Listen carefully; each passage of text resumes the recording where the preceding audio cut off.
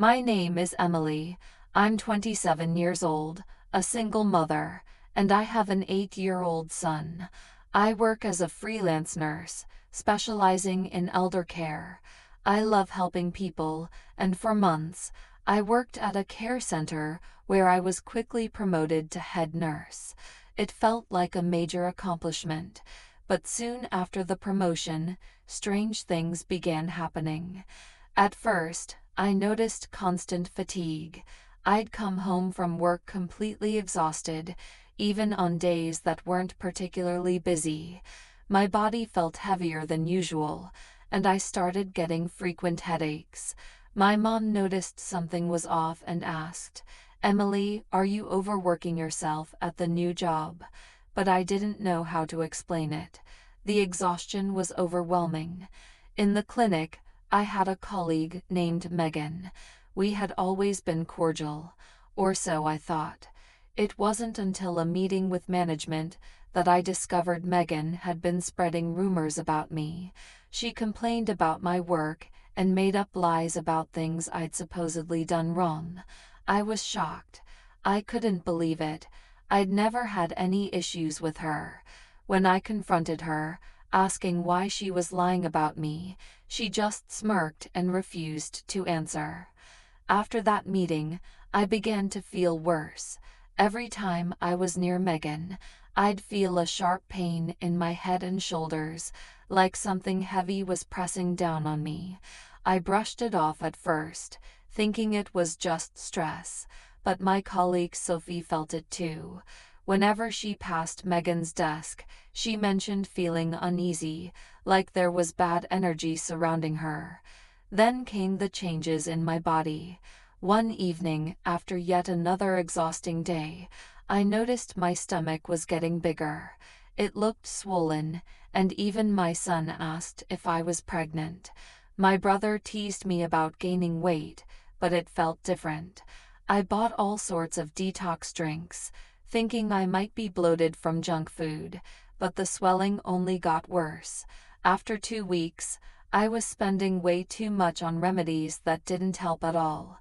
My stomach looked so big that I couldn't suck it in, and I started having strange cravings, like a pregnant woman.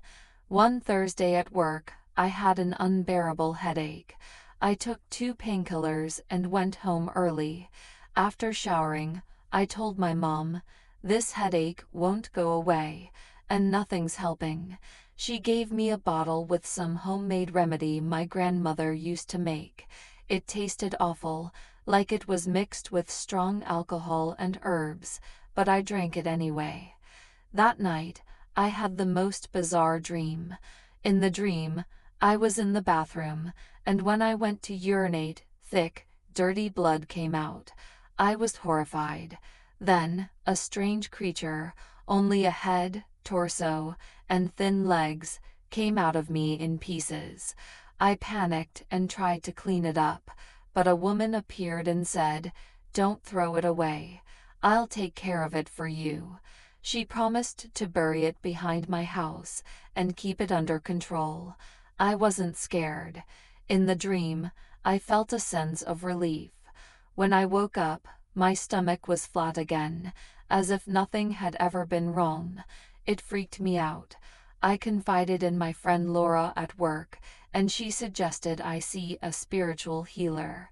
"Something strange is happening to you, Emily," she said.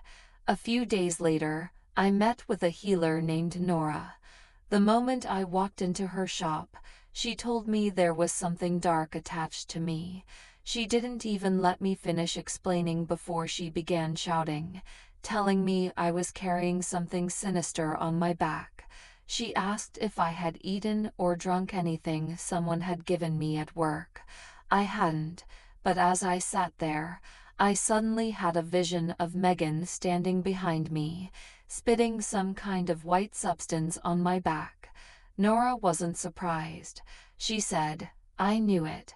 This is jealousy and hatred manifesting as a curse."